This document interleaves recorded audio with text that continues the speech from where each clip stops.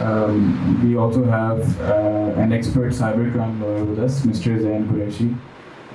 Mr. Zain, can you tell us how the introduction of the PECA Act or the PECA Act itself, how does it address cybercrimes in Pakistan? Can you tell us about a few important key provisions in the Act? Thank you so much for inviting me here. That is one of the most relevant questions, I think, from a lawyer that give us the information regarding some important relevant provisions of cybercrime, especially regarding Prevention of Electronic Crimes Act 2016.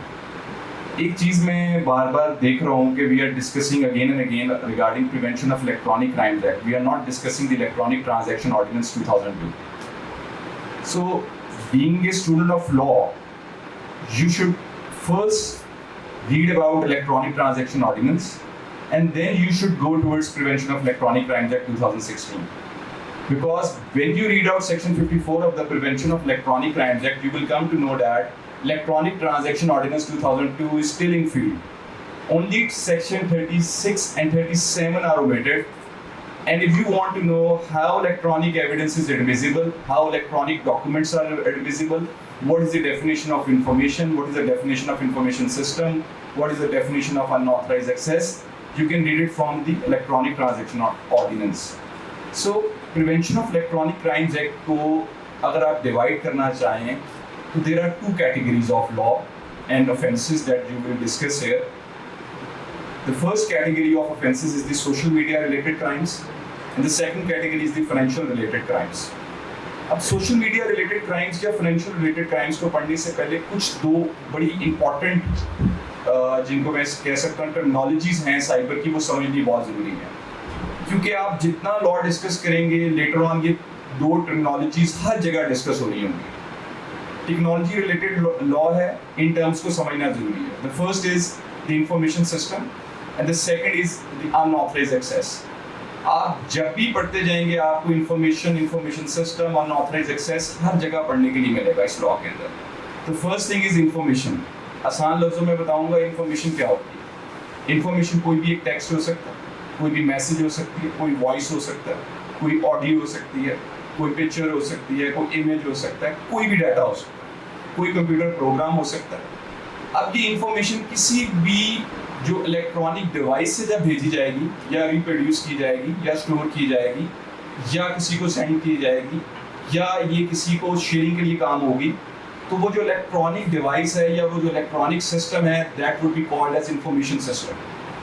अब उस information system का जब भी गलत इस्तेमाल होगा, जब भी उसका इस्तेमाल किसी की प्राइवेसी को ख़राब करने के लिए, किसी की प्राइवेसी के अंदर इंटरफेरेंस करने के लिए इस्तेमाल की जाएगी, तो ये साइबर क्राइम कहलाएगा.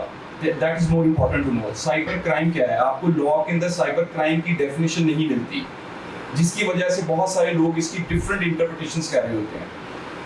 Being a law student, being a lawyer, being a law petitioner in the field of cyber laws, मैंने इसकी अभी तक जो डेफिनेशन जो मेरी अंडरस्टैंडिंग में आई है that is the unauthorised access to the information system. Although the information technology act of India defines the definition of hacking, but in PICA, in ETO, you did not find this definition which relates to the interpretation of cybercrime. So coming back to your question, that is कि हमारे पास relevant provisions कौन सी हैं जो कि deal out करती हैं different offences को. देखिए, सबसे पहले है social media related crimes and the second category is the financial related crimes. Social media related crimes में defamation, cyber stalking, offence against the modesty of a natural person, unauthorised use of identity information. अगर आसान लफ्जों में बताऊं तो किसी का account जो है वो फेक तैयार कर लेना. इसी तरीके से चाइल्ड पोर्नोग्राफी. इसी तरीके से अगर आप फाइनेंशियल रिलेटेड क्राइम्स की बात करेंगे तो उसमें दो तीन इंपॉर्टेंट रेलिवेंट प्रोविजंस हैं. That is the unauthorised issuance of SIM cards. हर फाइनेंशियल क्राइम का जो आगाज है वो unauthorised issuance of SIM card से होता है. इसी तरीके से इलेक्ट्रॉनिक फ्रॉड, इलेक्ट्रॉनिक फॉर्जरी, ये तमाम स्पूफिंग, स्पैमिंग, ऑल्दो कुछ ऐसी टर्म्स भी हैं जिसमें सोशल मीडिया रिलेटेड क्राइम्स भी साथ साथ हो रहे होते हैं और फाइनेंशियल रिलेटेड क्राइम्स भी साथ साथ कमिट हो रहे होते हैं. उनकी कैटेगरीज डिफरेंट होती हैं. खैर, जो इम्पोर्टेंट चीज़ है इस लॉ के अंदर वो यही है कि आपने इसको ये समझ के इसको रीड आउट करना है कि जो क्राइम भी साइबर स्पेस में कमिट होगा, जहाँ पे किसी की प्राइवेसी का मामला आएगा, जहाँ पे कोई टेक्नोलॉजी का इस्तेमाल किया जाएगा, जहाँ पे इंफॉर्मेशन सिस्टम का मिसयूज होगा, वहाँ पे होने वाला हर क्राइम साइबर क्राइम कहलाएगा। और उसके तहत आपने 2 लॉज, मैंने अगेन एंड अगेन मैं बार बार कह रहा हूँ कि इलेक्ट्रॉनिक ट्रांजैक्शन ऑर्डिनेंस इसलिए पढ़ना जरूरी है क्योंकि जब आप कोर्ट में जाते हैं, जब आप ट्रायल में जाते हैं, तो वहाँ जाके आपको इसकी अहमियत का अंदाजा होता है। Thank you so much. Since you probably receive a lot of queries regarding cyber crimes and a lot of cases as well, statistically, what are some recurring spoofing, hacking, financial frauds that you see in your practice? And if you could share any tips with the audience to avoid these hacks or these spoofing incidents happen to them? It's a very good question. मैं आप audience की आसानी के लिए बता देता हूँ कि क्वेश्चन जो है वो ये है कि स्पूफिंग या फिर कौन से ऐसे मामला हैं जो आप बीइंग ए लॉयर कोर्ट्स में सबसे ज़्यादा देखते हैं। एक चीज़ मैं बताना चाहूँगा कि आई थिंक अगर मैंने कोई 1000 से ऊपर केस साइबर क्राइम का बीइंग ए लॉयर अभी तक किया होगा, तो उसमें जो मेजॉरिटी मैटर्स मैंने देखे बीइंग ए लॉयर, वो ज़्यादातर ख्वातीन के हरासमेंट से रिलेटेड थे, जहाँ पे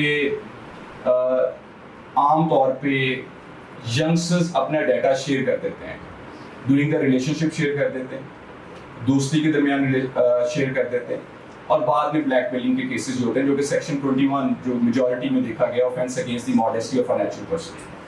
जैसे भी क्वेश्चन है रिगार्डिंग द स्पूफिंग में, चूंकि मैं एक समझता हूँ कि ये एक बड़ी टेक्निकल टर्म है, बहुत ज़्यादा अंडरस्टैंडिंग नहीं पाई जाती, लेकिन बिजनेस कम्युनिटी में इसकी अंडरस्टैंडिंग काफ़ी ज़्यादा है, क्योंकि बिजनेस कम्युनिटी में ये देखा गया कि ज़्यादातर जो ईमेल स्पूफिंग है उसके थ्रू बहुत सारी जो बिजनेस इंडस्ट्रीज हैं उनको नुकसान पहुंचाया जाता है। Like I have in the beginning of my career एक बहुत इसी तरह का केस था, जहाँ पे एक गलत ईमेल ने मेरे क्लाइंट को आई थिंक 1.5 करोड़ से ज़्यादा जो था वो ट्रांसफर कर दिया उसने गलत अकाउंट के अंदर, अपने क्लाइंट को समझते हुए कि ये मेरा क्लाइंट ही मुझे रिस्पॉन्ड कर रहा है। तो स्पूफिंग में 2 कैटेगरीज आ जाती हैं, कॉल स्पूफिंग और ईमेल स्पूफिंग। अगर हम कॉल स्पूफिंग की बात करें तो वो आजकल बहुत ज़्यादा हमें उसके इश्यूज नजर आते हैं, जहाँ पे आपको कॉल्स आ जाती हैं, जहाँ पे आपको बाजू का ये लग रहा होता है कि आप किसी दोस्त से बात कर रहे हैं। बेसिकली ये मास्किंग होती है, यहाँ पे आपको लगता है कि आप किसी ऐसे शख्स से बात कर रहे हैं जिसका नंबर आपके पास सेव है, जिसका नाम आपके पास सेव आ रहा है, बट इन एक्चुअल वो शख्स होता नहीं है। इसी तरीके से अगर हम बात करते हैं रिगार्डिंग दी जो ज़्यादा जो केसेस होते हैं और जो देखने को मिलते हैं, वो बेसिकली फाइनेंशियल फ्रॉड्स के भी होते हैं, जहाँ पे ये बहुत सारे जो लोगों के साथ फाइनेंशियल क्राइम्स कमिट हो जाते हैं, आपके अकाउंट से पैसे चले जाते हैं या फिर आपको ट्रैप कर लिया जाता है। बेसिकली इस तरह के मैटर्स के अंदर 2 ही चीज़ होती हैं, जहाँ जो इमोशंस होते हैं जिनका आपके पर असर होता है। एक होता है डर के कि अगर आप किसी के साथ इन्फॉर्मेशन शेयर कर दें कि आपको कोई शख्स ये कहे कि हम बैंक से बात कर रहे हैं तो आपका अकाउंट आज बंद कर दिया जाएगा अगर आपने इन्फॉर्मेशन शेयर ना की, या फिर आपको कोई शख्स जो है वो कोई लॉटरी का झांसा दे दे कि आपका इनाम निकला है। और इसमें मैंने देखा ज़्यादा लोगों ने अपने पैसे ट्रांसफ़र किए, इस चीज़ को सोचते हुए हो सकता है पैसे डबल हो जाएं। तो इसमें 2 चीज़ों में मैं समझता हूँ कि केसेस की जो तादाद ज़्यादा है, जहाँ पे सोशल मीडिया रिलेटेड क्राइम्स, जहाँ पे लोगों को डिफेम कर देते हैं, सोशल मीडिया पे उनके खिलाफ फॉल्स इन्फॉर्मेशन लगा देते हैं या फिर ऑब्जेक्शनेबल मटीरियल लगा दिया जाता है। उसमें जैसे भी आपके लास्ट बस मैं उसमें बात करूँगा अवेयरनेस के हवाले से। देखिए साइबर क्राइम मैंने जितना अभी तक मेरी अंडरस्टैंडिंग है या जितना मैंने इसको समझने की कोशिश की पिछले चंद एक सालों में, तो मुझे एक बात समझ आई कि साइबर क्राइम में सेल्फ अवेयरनेस का जो टॉपिक है वो तमाम चीज़ों को कवर कर देता है, अगर आप सिर्फ सेल्फ अवेयरनेस के ऊपर ही अपने आप को रिस्ट्रिक्ट कर लें। सेल्फ अवेयरनेस क्या है? आपको कोई शख्स कॉल करे, आप किसी को कोई मैसेज अपना शेयर ना करें, कोई कोड शेयर ना करें, किसी के साथ कोई इमेज शेयर ना करें, किसी के साथ कोई वीडियो शेयर ना करें, किसी पे ट्रस्ट ना करें। ऑनलाइन साइबर स्पेस के अंदर आप अपने आप को रिस्ट्रिक्ट करें to the extent of the people you know them, you know in reality, और उन लोगों को ऐड मत करें जिन लोगों को आपने कभी जिंदगी में मिले नहीं है, जिनको आप जानते नहीं। एक मैं छोटी सी मिसाल देता होता हूँ अपने हर एक लेक्चर में।